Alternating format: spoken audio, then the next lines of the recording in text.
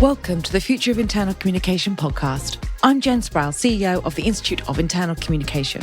Our organisations continue to face an onslaught of challenges, and the way we work requires dramatic transformation and response. Internal communication is a crucial function that helps organisations achieve lasting change. It's also the glue that holds organisations together in hybrid and distributed working environments. This podcast explores opportunity for internal communicators in the future of work.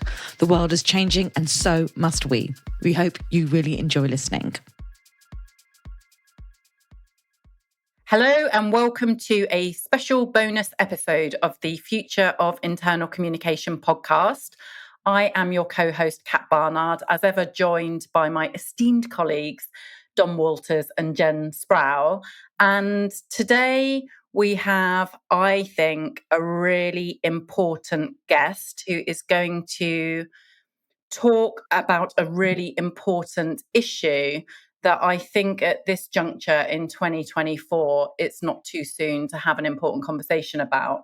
So without further ado, I would like to introduce you to Roger Steare, who is also known as the corporate philosopher, and he is recognised worldwide as a leading expert on moral reasoning, values-based leadership and culture, and the responsible use of AI. So to give you a tiny bit of background, I first became aware of Roger's work, I think back in 2017, when I attended a lecture given by Peter Cheese, the chief executive of the CIPD at the University of Westminster. And Peter had referenced Roger's first book, which is called Ethicability. And while delivering his keynote on the future of work, Peter had pointed to a rising need for all boardrooms to feature ethical considerations in their day-to-day activities. And so, enthused by what I had heard, I went out and bought Roger's book. I will concede it did take me a little bit of time to get round to reading it. I actually read it this year. I can't remember what it was that piqued my interest, but I pulled it off my bookshelf and literally read it in one sitting, and was immediately of the view that we needed to get Roger onto the podcast to come and chat with us. So just to give you a tiny bit more background about Roger, he's been working in this field for a number of years. Some highlights include following the 2010 Gulf of Mexico oil spill disaster, BP asked Roger to develop a global ethical leadership program for 4,000 leaders. The project was so impactful that it earned recognition from the US Department of Justice in 2016 as part of the US $20.8 billion consent agreement with BP. In 2012, after RBS's massive restructuring following the financial crash of 2008, Roger was sought for a leadership and culture transformation program in collaboration with PwC, earning high praise from Chief Executive Stephen Hester for the shared learning and growth experience. And then in 2021, Roger was invited to help a national government to define those moral values that are essential for a fairer society, drawing on insights from anthropology, psychology, and moral philosophy. He's recommended humanity, justice, wisdom, courage, temperance, and resilience as the values that define a fair and prosperous society. So I think we can probably all agree from what I have just outlined that Roger has been called in to provide advice and guidance after some pretty fractious global catastrophes have occurred. And I think that is the basis for the start of the conversation today. So, Roger, wow, what an entrance. Welcome, and thank you so much for giving up your time to come and chat with us today.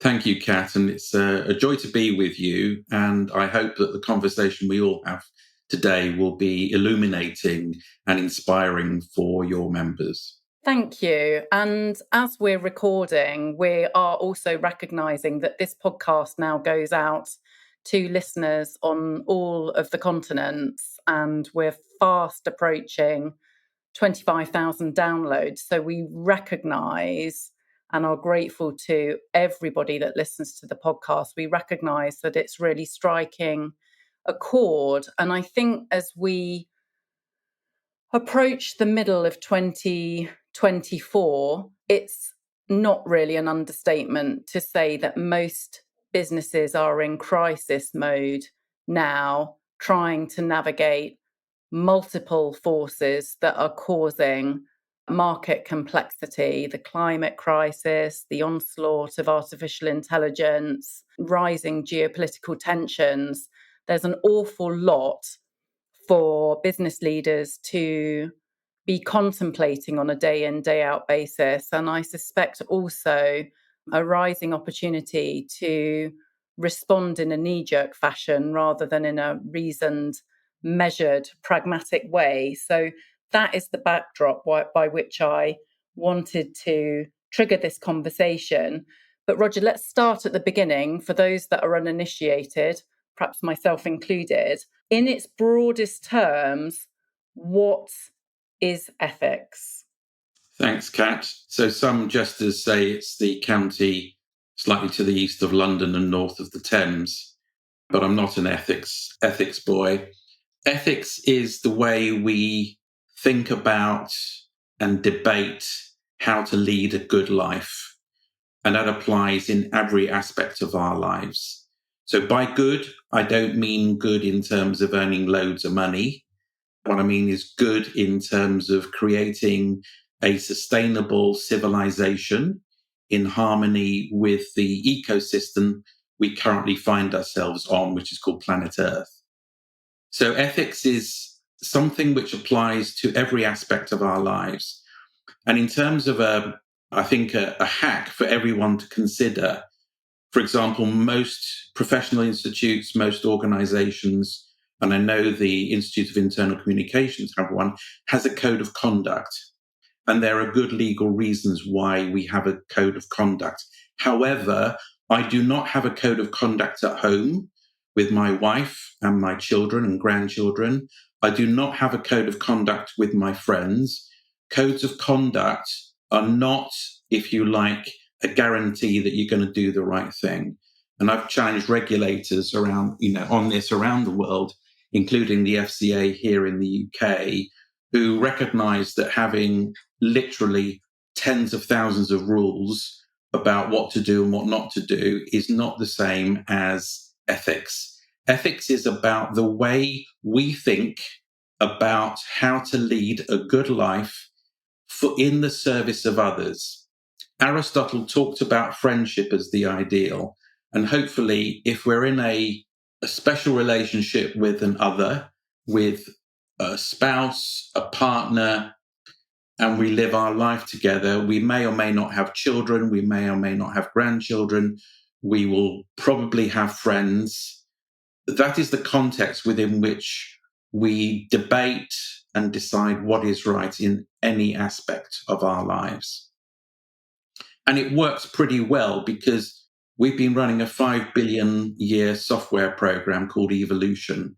And we are a high order mammal, and we are really good at making decisions that's good for our family and for our tribe. Unfortunately, there's a flip side to who we are. So there's a bit of a yin and yang here. So whilst we have very strong social bonds within our groups, we are also programmed to be aggressive and violent when it comes to getting the resources we need and perhaps in competition with other groups. That doesn't mean to say that's right or wrong. It's just the nature of what it means to be Homo sapiens. And we are incredibly effective. I mean, individually, we're weak. And even if you're a gym bunny and you do a lot of weights and you're an athlete, any other primate, kilo for kilo, will be able to rip you apart. That is not, we are weak as individuals, but together and collectively, we have that power. And I'm struck by the mantra of your institute, the power within, because the power within is not only the power within us, so I would call that our moral character, So which is a bit of nature and nurture, the way we sense what is right and wrong, but also the power within our families, our tribes, and our workplace communities, where doing the right thing, leading a good life, leading a good working life is about our ability to have those powerful conversations. The communication is critical to this. And communication, as you know, because you're the professionals, is a two-way conversation. And it's sometimes quite uncomfortable. And one of the challenges I see is that, sometimes the power within an organization comes from the top and internal communication becomes propaganda rather than a vibrant two-way conversation between grown-ups. So that's quite a long way around saying what is ethics. I'm just going to finish it with a definition. So how do we decide what's right?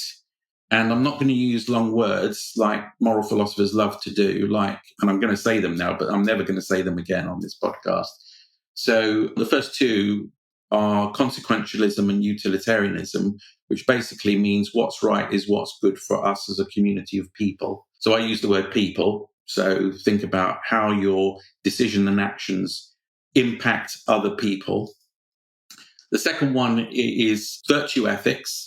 And what we mean there, virtues are moral values, things like courage, fairness, compassion, and so on. And the third one is rules. So rules are the shorthand that we've got, which enable us not to, mean that we don't have to sit down and have conversations, because we've been doing this for tens of thousands of years. We know that certain things inevitably lead to good outcomes and certain things inevitably lead to good outcomes. So we have a few good simple rules. The problem is in business, because the way that business works is not the same as a Western democratic society, things get weird. So if I can, let me just give you an example or a reason why that happens. We on this podcast are British citizens living in a sort of democratic society. We can have another argument about that, but it's a sort of democracy, and we can kick out our political leaders, and that's likely to happen at the next general election. However, we do not get to vote for our CEO, any leader in our organization, unless we're in an organization like Mondragon in Spain, which is an employee-owned cooperative, and they get to elect all of their leaders. So the biologist E.O. Wilson, who died 2 or 3 years ago, described Homo sapiens as having Paleolithic emotions, so pretty basic emotions, good and bad, medieval institutions, and godlike technology. The godlike technology you guys are going to talk about a bit later on. We call that AI at the moment. But the medieval institution is the corporation. The corporation was designed in the 17th century, and it has a king or queen called the CEO, and it has a royal court called the board, and it is a bit weird. So what tends to happen is when it comes to thinking and making good ethical decisions together, we are looking around the room thinking, what's the person with the longest job title going to say here? Am I going to argue with that person and risk my employment? So the research we've done is overwhelming that unless you have effective democratic dialogue, and I'm not talking about votes, but recognizing that we're all grown-ups and we all have a moral conscience, well, 97% of us, and can decide what's right, but have good arguments together. Unless you can do that, unless internal communication professionals can facilitate those discussions, then organizations acting together, those communities, will often do the wrong thing because the power within has been corrupted. And I'm going to pause there. Blimey, there's so much that you're saying there that is triggering all kinds of light bulb moments for me. I'm thinking about things, I'm thinking about the reality of the labour market in the UK in 2024, and I'm thinking about things like the CEO wage gap, the pay gap between the CEO, typical CEO salaries, and people, on the shop floor, so to speak. I'm thinking about things like these well-documented full return to office mandates that are coming out and leaking into the press every so often, I'm thinking about all the disparity between those, in the elite echelons of hierarchy and everybody else, and the lack of employee voice, as we've called it in the past, the lack of equity in most organisations at the moment. And I'm also thinking, with my future of work hat on, how actually to survive the coming decades of uncertainty, volatility, and ambiguity, we need all hands on deck like never before. We need everybody in the organisation, regardless of the employment contract that they hold, where they're working from, how many hours they contribute,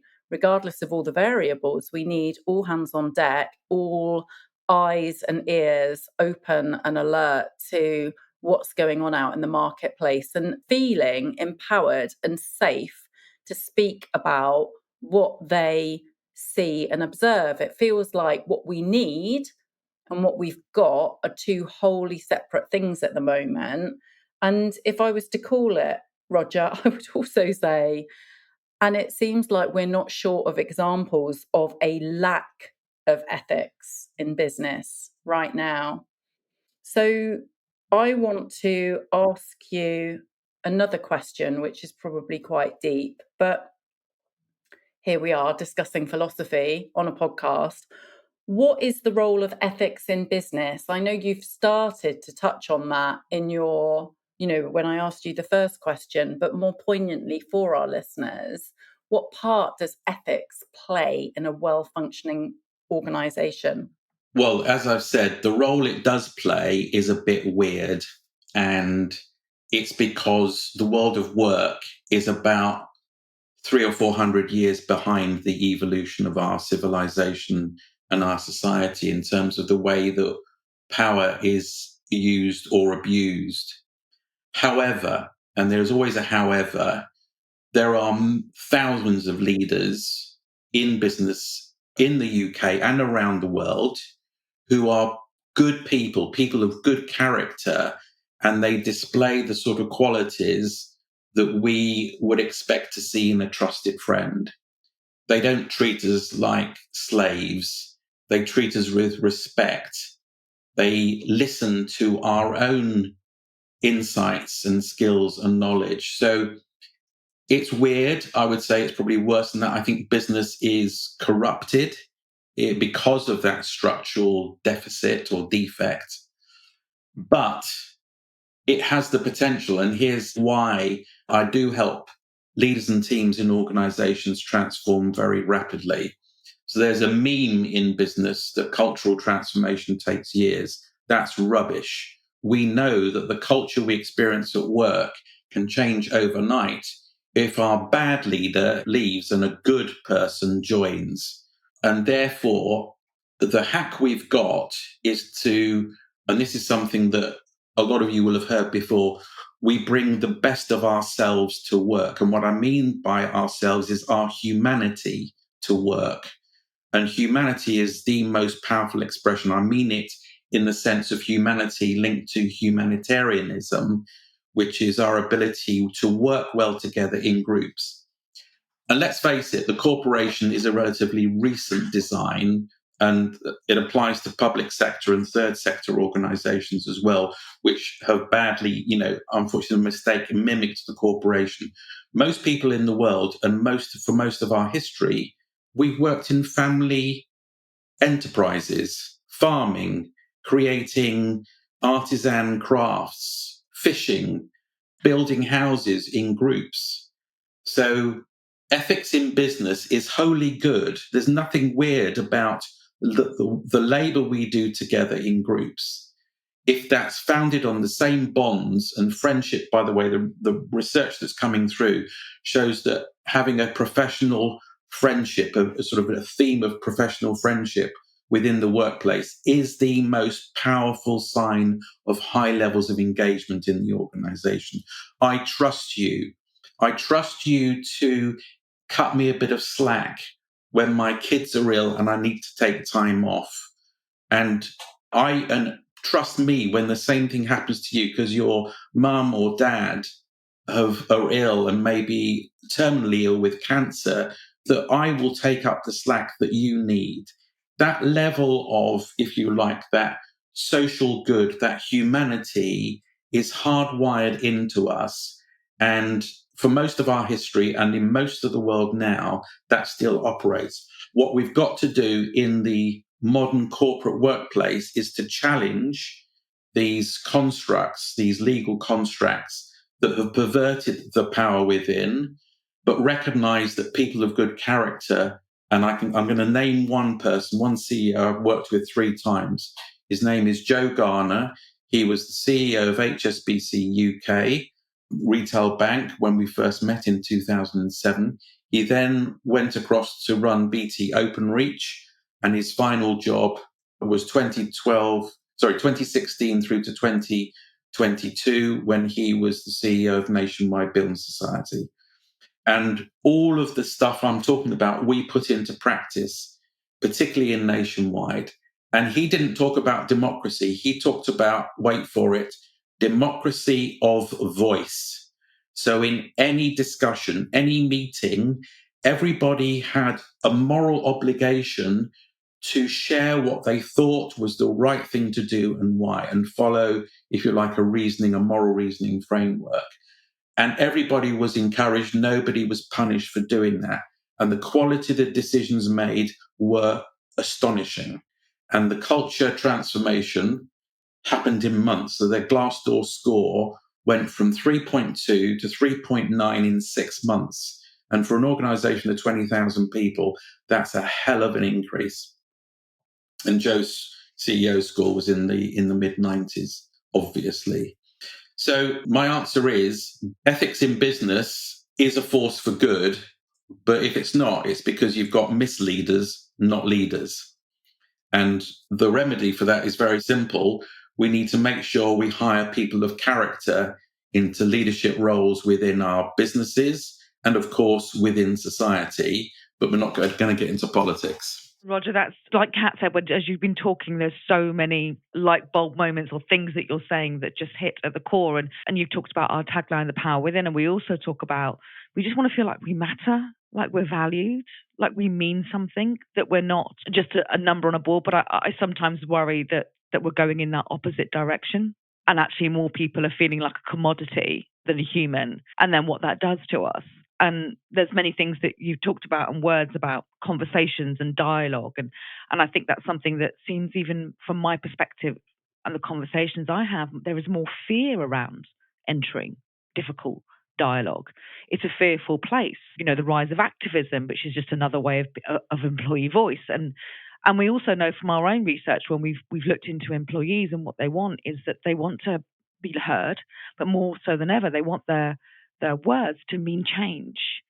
And when their words don't create change, that trust just goes out of the window, because it feels like that tick box. And I think one of the things as well that we've reflected on, and as organizations, I'm sure you've come across, as you've named quite a few there, as they get bigger and bigger and bigger, and they become more about process than humanity, that then makes that enablement of that transformation and that dialogue and that disparate thinking and that silo behavior even more. And I absolutely agree that as internal communicators, how can we step up to facilitate that conversation?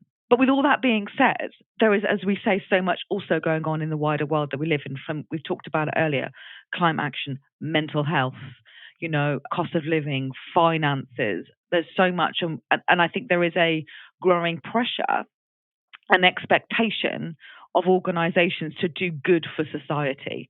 We can argue whether we feel that's actually happening, and it's still more about power and profit than it is about people and planet. And I wonder how long a leader, if there isn't in that mindset, can ignore that pressure before it builds and creates a negative impact for their organization. So there's that long ramble in mind, thinking about this healthier society piece and all the ethical things that you talked about.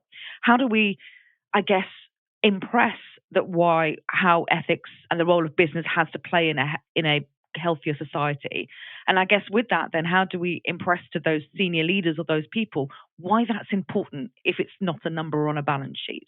Well, Jen, that's a big question. Let me just start, and I may not get very far. So what you're talking about here, I think, is the battle between economics as a dismal science, as it's been described, and our desires, our deep desires to lead a good life. The problem with economics as a dismal science, it's based on addiction. What I mean by that, our desire for more. I mean, back in the day, the Greek root of the word economy is ekos, and it actually means how do you run a home? So remember, well, in my day, home economics was about cookery and stuff like that. And it also means thrift. So making do with what you've got. The problem in the West, and it's increasingly true in other parts of the world, is the addiction of consumer capitalism, which means that we believe that when we have even more, we're going to feel happy.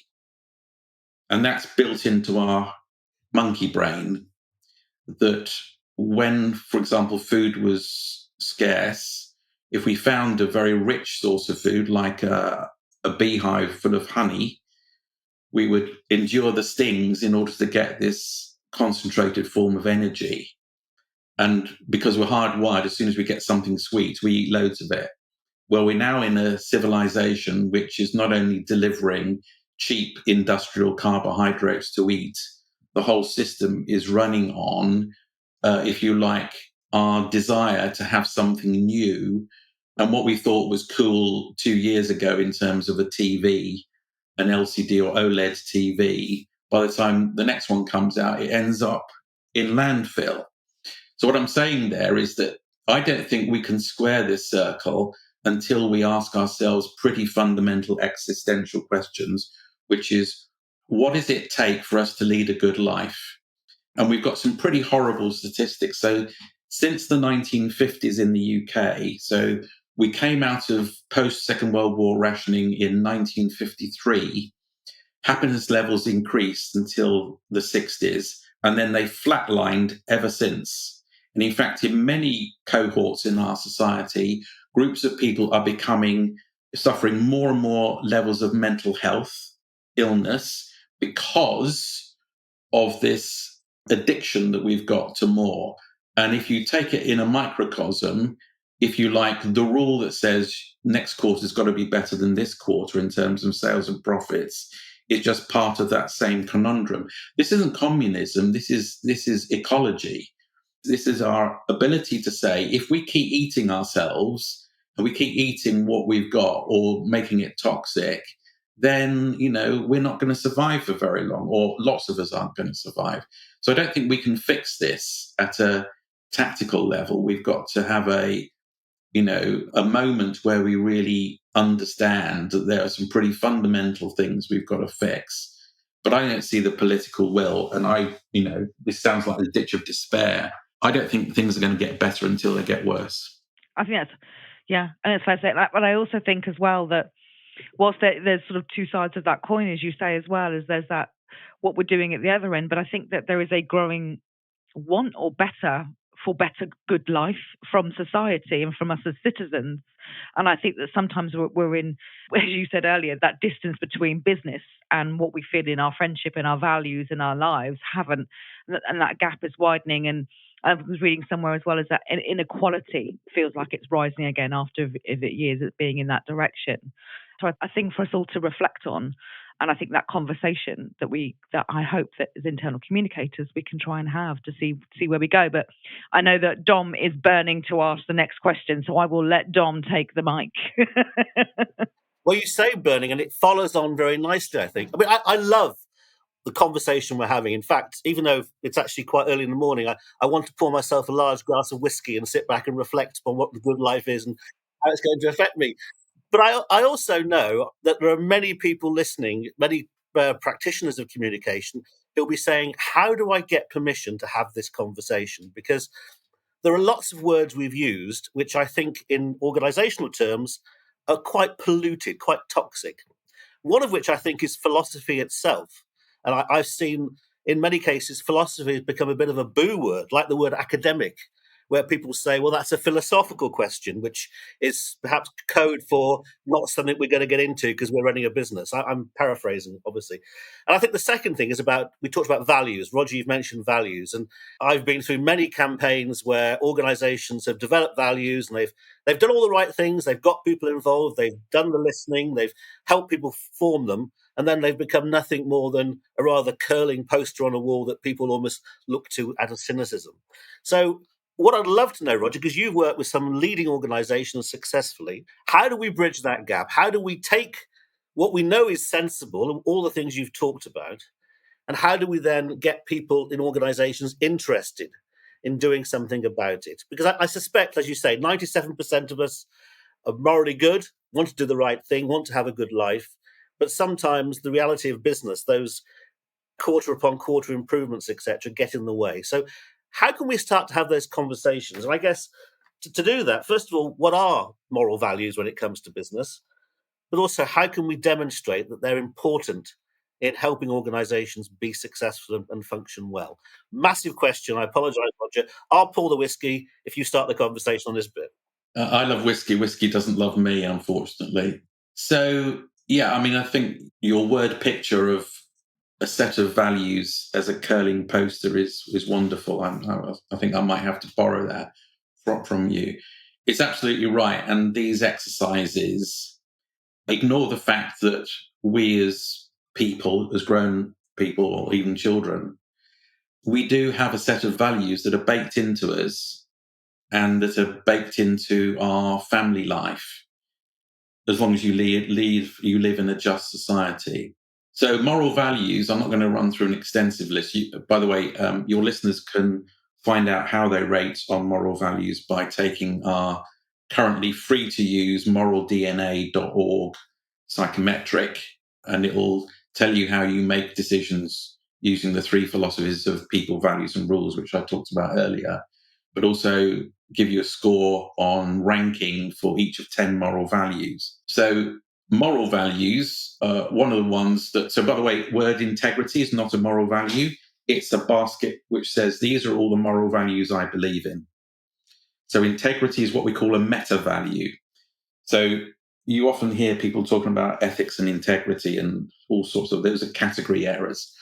So moral values are, first of all, compassion, love, kindness, the things that without which we would not be able to grow the infant human, which comes out helpless and requires years of love and care and support, both physical and emotional.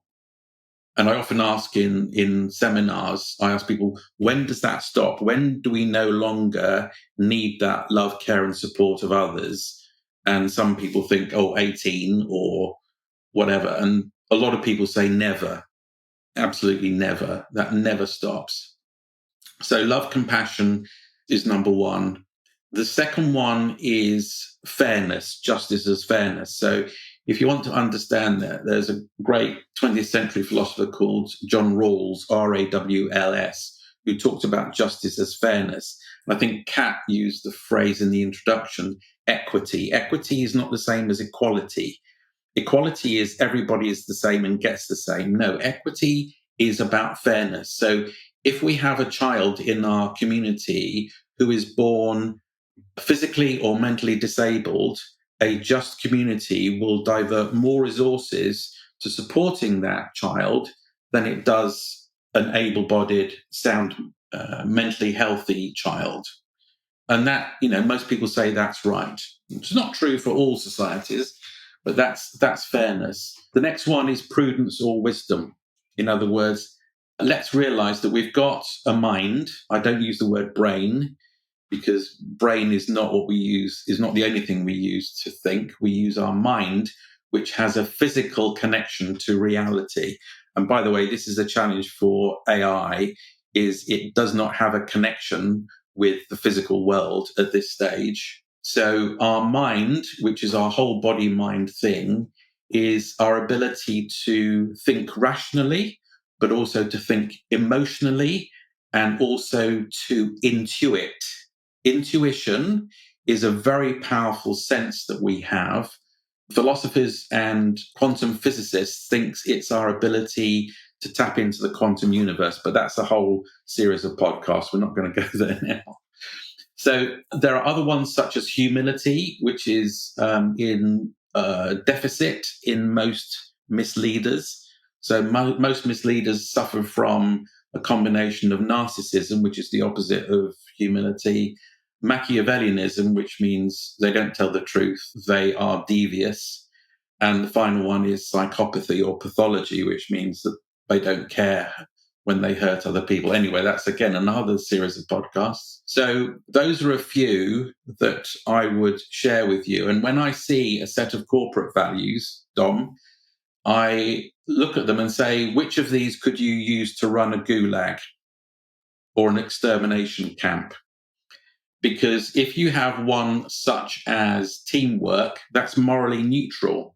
You can't kill people at an industrial scale without teamwork. Teamwork is an outcome, and it can be good teamwork or bad teamwork. So when you and your colleagues start to gaze at your organizational values, compare them with what philosophers and psychologists and anthropologists call universal moral values, UMVs, and apply the Gulag test to whatever values you think you have. I don't know if that answers your question. We're only just scratching the surface here, so forgive me if I haven't gone any deeper. No, I think you have answered, certainly in terms of giving a way in which you can test values. And I think that's fantastic. I mean, obviously, it's a hard subject to bring up with people, but saying you can apply these to bad things as well as good things. I think that's a really interesting way of testing values. And one I'm going to steal from you, actually, Roger, with obviously suitably ascribed.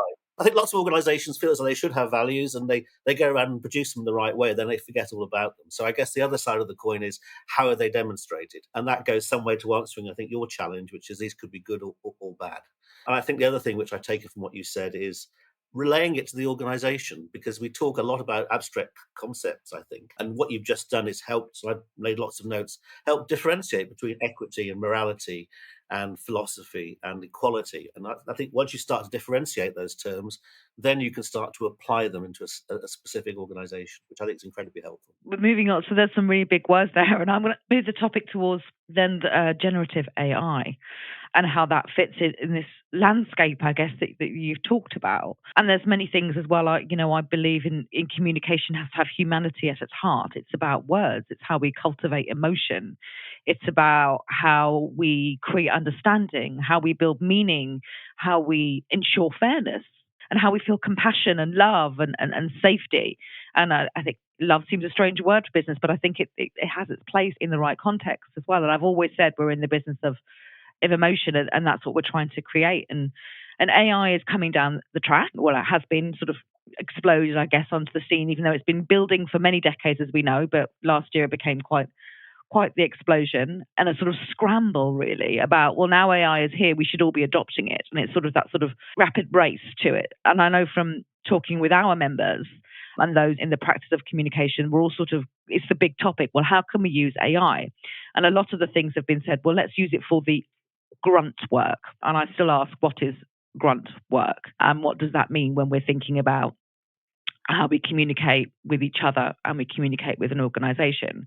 And we're still looking at it as, how can it operationalize, create efficiency? How can it do all of these things? And obviously we're looking at how AI can be used for the purpose of communication in organizations, but then the impact of AI as a widespread implementation which changes the organization and how work is done depending on people's roles. So I guess it's a big topic, and I think something from IYC's perspective, we've been keen to take a step back from thinking about the technology to thinking about what is the ethics or the proposition or the way or considerations before any adoption and learning and education is needed. So with that ramble said, so when considering this impact, what do you think are the ethical considerations we need to sort of have when thinking about using AI, generative AI, particularly for communication purposes? Thanks, Jen. Yeah, I've been thinking about this a lot and researching it and talking about it with others, because I think I certainly don't have the answers. I, like you, have lots of questions, but this is where I'm sensing, if you like, a glimmer of truth. The first thing we have to, you're absolutely right, Jen, AI has been in development since the 1950s. And if we look now at neural networks and large language models, philosophers will argue about whether or not they are intelligent, but let's not go there now. But in terms of what they are, they're basically a massive database. They're predictive tools. They use mathematics to work out the likelihood of a particular word following another word, which follows another word. So it's basically a guessing game. It's a predicting machine, but it's based on what we've created within the internet of words. So I remember a long time ago, the concept called garbage in, garbage out in computing terms, in coding and so on, GIGO, GIGO. And the problem we have with neural networks and large language models, the first problem is there's a lot of rubbish in it. It produces lots of rubbish because it's a mathematical predictive machine. It's not a human mind creating words that have meaning. So that's the biggest thing. Be careful about what any chatbot throws at you. The other ones, which of course we're seeing, is they are reflections of the worst of humanity, if you like, are, bias and discrimination is the first one. They not only perpetuate biases, they amplify them.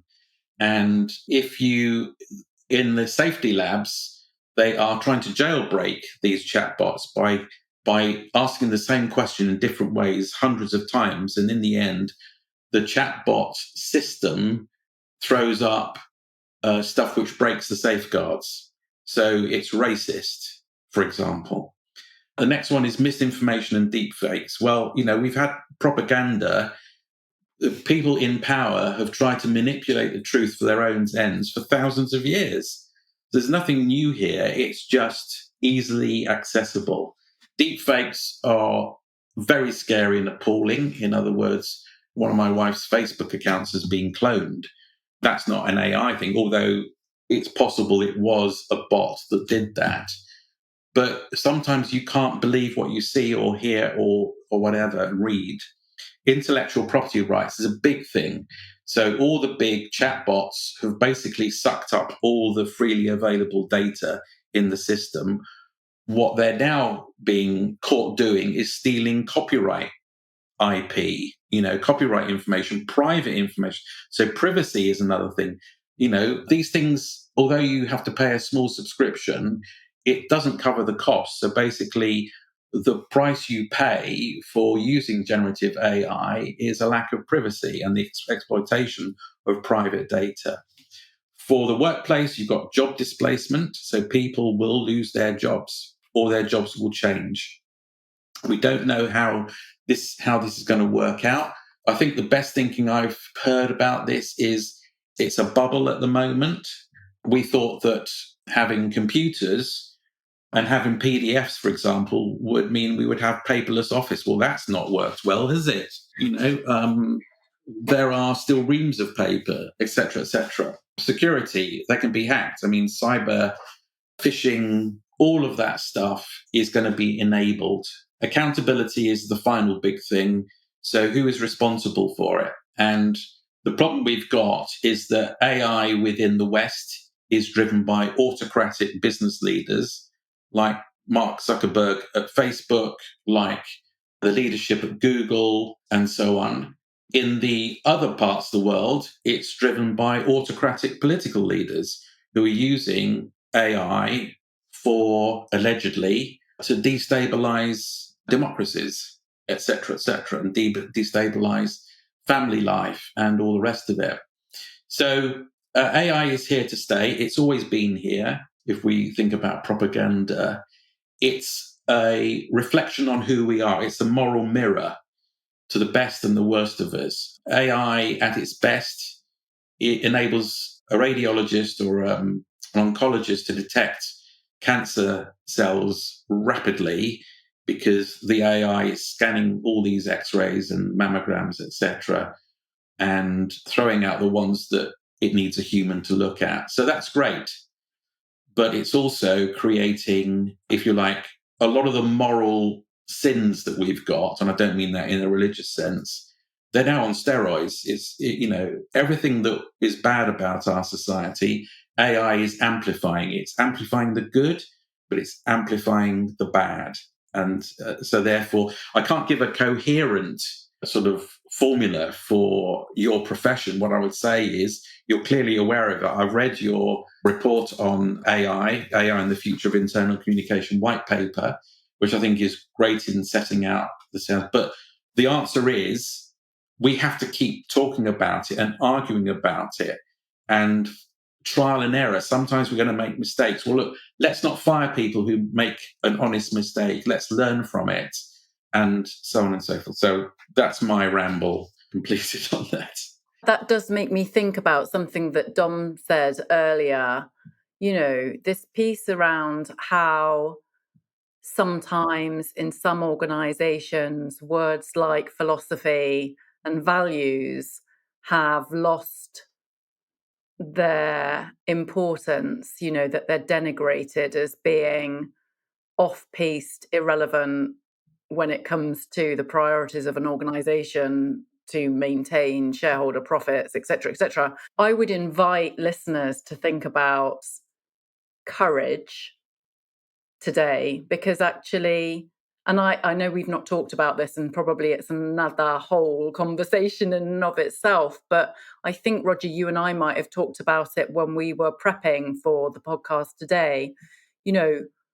It's required of all of us to think carefully about what kind of society we want to coexist in, and then take a stance and apply moral courage. And therefore, as we think about all of these themes and topics that we've talked about today, who do we choose to be? What matters now? Those are massive questions. We delivered a webinar yesterday for members at the Institute on the topic of scenario planning. And I started that webinar by using a quote from Margaret Heffernan that she wrote at the start of her book, Uncharted. And the question is, in the future, what will we wish we had been doing now? So I think all of this, for me, when I think about all of these really poignant themes, these critical themes that we've addressed today, I'd invite all listeners to think about courage, and the courage to stand up and take a stance and do the right thing. Can I add to that, Kat, please? Because I think that makes a huge amount of sense. So I'd like to just ask Roger, I think, to finish off, one thing he recommends that internal communicators should do. And in fact, I was trying to think about what my answer would be based on the conversation we've had. And I found it too hard, because I've taken three things at least. One is I love the Gulag analysis of values. I could find myself using that. That was great. Also, Roger, I think you mentioned, and we didn't talk about it much, the phrase misleaders, which opened up it was a flashbulb moment, I think, for me, because that is a fantastic way of describing some people. And it's, again, something I'm going to steal.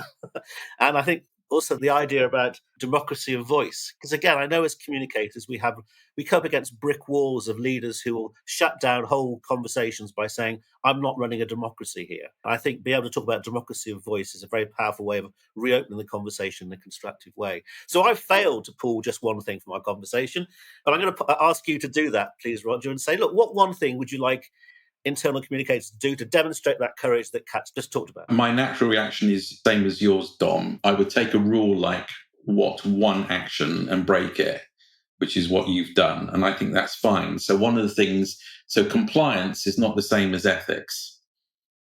In a just community, compliance and ethics overlap, but compliance tends to lag a moral reasoning and sense. So legislation tends to lag where our collective morality is, and that's an absolute fact. So if I had to say one action, it would be a process. So that's a bit of a cheat. So the process is, and I think it really is something that your institute can lead on. So I work a lot with professionals who are employed by their employer, but are also a professional member of an institute. So obviously accountants, lawyers, two very big professional bodies around the world, where you have a higher obligation to your profession than you do to any particular transitory employer. So thinking about power and thinking about your ability to facilitate this conversation at a deep level, I would say what one thing your members could do would be to take some of the questions from this podcast and others that you're posing and go on a journey of moral education. I don't mean that in any pejorative sense, because I'm on a journey of moral education. I've been a moral philosopher since I was at university academically. And that's because if you want to have a just society and, if you like, a moral economy, then no one individual can work out what that looks like. What we can do and what we must do is do the stuff we want to see happening within our businesses and within our families and friendships within your institute. So you have to have that. You can curate and facilitate that discussion and take it beyond the code of conduct that most institutes have. So code of conduct is a set of instructions which have some part to play, but it won't give you all the answers. That code of conduct is lagging where the conversation is today. And I think that certainly your most seasoned, senior, experienced members have a power which can help you do that. So that's what I would do. I'm not going to say, well, I think you need to read this, read that, or whatever. I just think you need to bring that innate sense of moral character for which 97% of us have that inherently. But that power comes from our ability to connect with others and have those really powerful conversations, which is the essence of communication. Roger, I think that's brilliant. And I think that's something. And you know what? What you've just described as for us as IOIC in particular to go away and do is absolutely what's at the forefront of my mind at the moment. And actually, Dom and I have a meeting tomorrow to talk about how we can work with our most senior members, facilitate and get them involved in the conversation. So, you know what? That's a validation that what we're trying to do and move towards is the right thing. And I think conversation is key and working through that together and that human dialogue. I just want to add one thing. I actually want to change slightly that recommendation, because when you played it back, I realized I'd fallen into the trap of assuming that the people with the most experience, the most senior, had all the answers. I think you need to engage people at every level within your profession, particularly the younger people, particularly those who haven't yet been brainwashed by corporate life, to come in and help stimulate that. So that was my mistake in falling into that trap. So apologies for that. No, absolutely, Roger. We'll amend that as well. And you're absolutely right. And like I say, we've looked at many groups, but I think there is many things that we can, as a institute, facilitate for our profession, as you say, across all levels, to involve in the conversation about how we curate the future we want for our profession and the role we want to play and that moral role we want to play in our organisation. So thank you. Chloe, Kat, I think I will leave over to you to close off the podcast. Oh, bless you.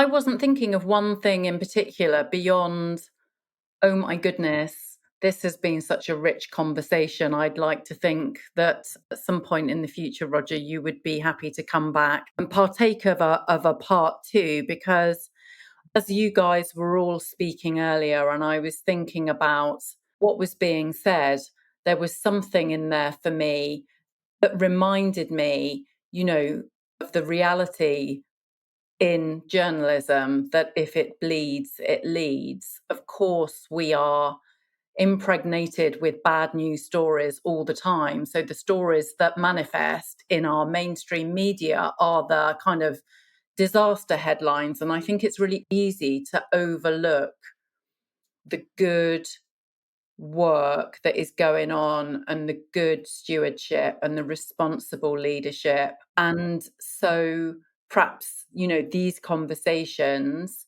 that we have on the podcast, it's important, as I think we aspire to do, but it's important to keep focusing on the good things that are going on as an antidote to the kind of disaster capitalism that is pervasive at this point in society and civilization. So Roger, 100% thank you so much for sparing us your time today. And I'd love to think that perhaps we can reconvene at a later date for maybe a part 2.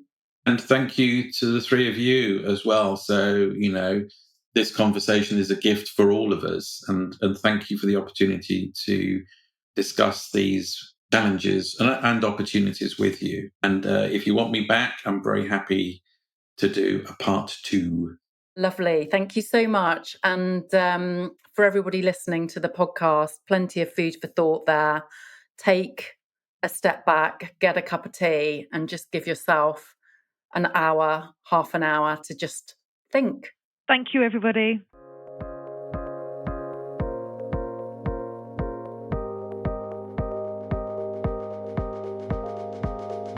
We hope you've enjoyed this podcast episode. If you have, please like it and share it on your preferred digital channels. Help us spread the word to build a better, more connected and inclusive future of work.